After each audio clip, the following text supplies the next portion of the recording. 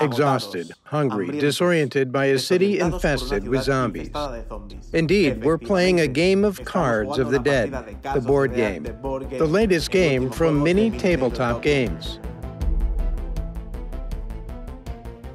Cards of the Dead is a game where we must take control of the 3 playable survivors and survive for 3 days in a zombie-infested city. It can be played both solo and cooperatively, with up to 3 players. Games can range from 30 to 45 minutes. To win a game of Cards of the Dead, survivors have 2 objectives: survive throughout the 3 days and escape from the infested city. To achieve this, it will be crucial for players to find the exit card and escape through it before their vitality reaches 0.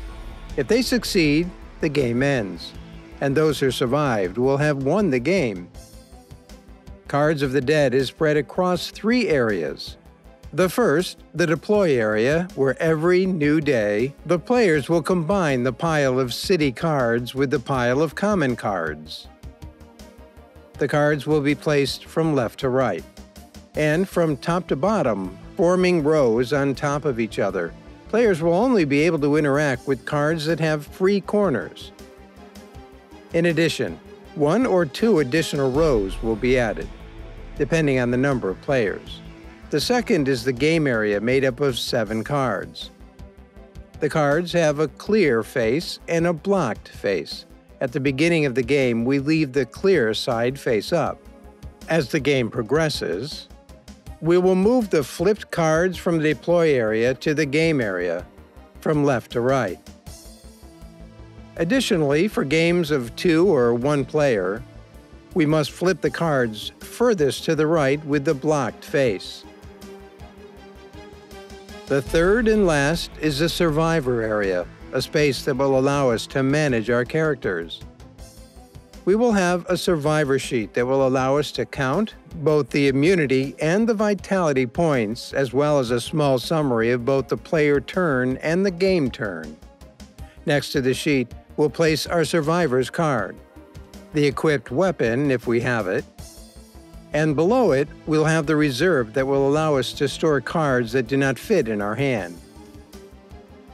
To finish, the different piles of cards that we have must be shuffled separately, and we'll also separate the different game tokens. In addition, we'll take 3 action tokens for each survivor, and the vitality and immunity markers. Now finally, we already have the table ready to play.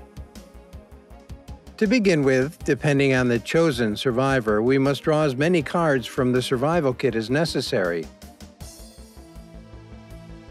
In the case of Selena, since she has 2 cards from the initial set, she must draw 3 cards from the survival kit, and thus keep 5 cards in her hand.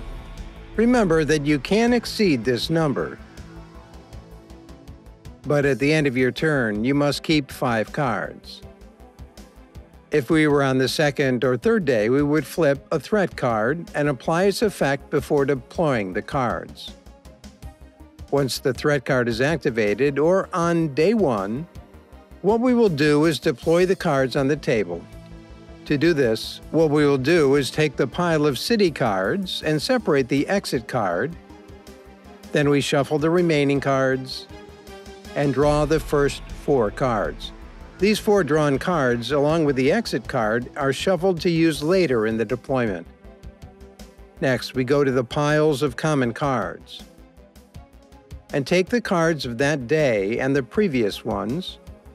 If we're on day 2, we'll shuffle the cards from day 2 with those from day 1 to form the week 2 deck. Finally, we must deploy as we have previously explained, from left to right and top to bottom, always starting with the city cards. In case of playing several players, the additional rows must be displayed. Players and game alternate their turns. We will always start with the youngest player. After each player, there will be a game turn, player turn, and the beginning of their turn, they will perform their maintenance. First of all, and in case of having lost the previous turn, Due to a paralysis token, they remove it. Then, if they don't have a paralysis token, they get their depleted action tokens back. And finally, they'll lose a point of immunity. If they have 0 immunity, they will lose vitality points. Once maintenance is over, players will be able to use their skill or take actions. Exhaust an action to pick up a card from the play area and place it in the hand or reserve. In case of not having space in the hand or in the reserve, we must discard a card in the process. Exhaust an action to perform a trade. We will place or exchange a card from the hand to the reserve or vice versa. We will also have the option to place a card from our hand to the equipped weapons space. If there is an equipped card, the latter is discarded. If we have the card in our hand, we will exhaust a token to activate that card and then discard it. For example, we can consume a can of soup by exhausting an action to heal 2 points of vitality, then discard the card. Another option is to use an ammunition card and place it next to the equipped weapon. Remember that the type of ammunition must match. We can't put a stun agent on the assault rifle. And finally, use the equipped weapon. To do this, we must place a use token on top of the card.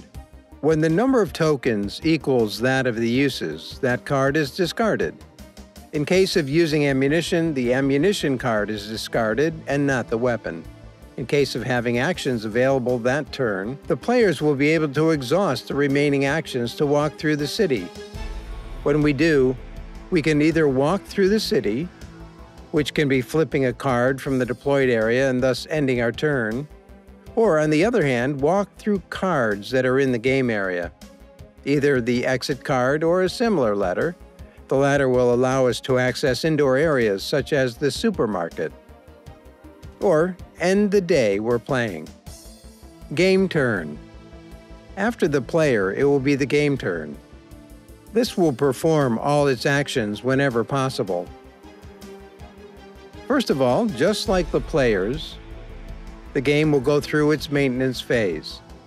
Paralysis tokens must be removed from zombie cards that lost their previous turn. Afterwards, a turn token must be placed on top of any cards that require it that do not have a paralysis token on them. Once the maintenance is finished, a card that can be placed in the game area must be activated from left to right. Finally, to represent that we are advancing through the city, we must place the cards turned over from that deploy area to the game area, always from left to right in a free space. If you don't have any, then the card will be discarded. Be aware, as soon as the game area is completely blocked, the last whisper phase will be activated. The next active player must free up at least 1 space on the game area. If he doesn't, all players will lose the game, since it will represent that a horde of zombies has surrounded them, and they haven't been able to escape alive. Also, additionally, and only for multiplayer games, if a survivor does die during the game, they must flip their survivor card and apply their zombie ability for the rest of the game. I hope you enjoyed it as much as we did.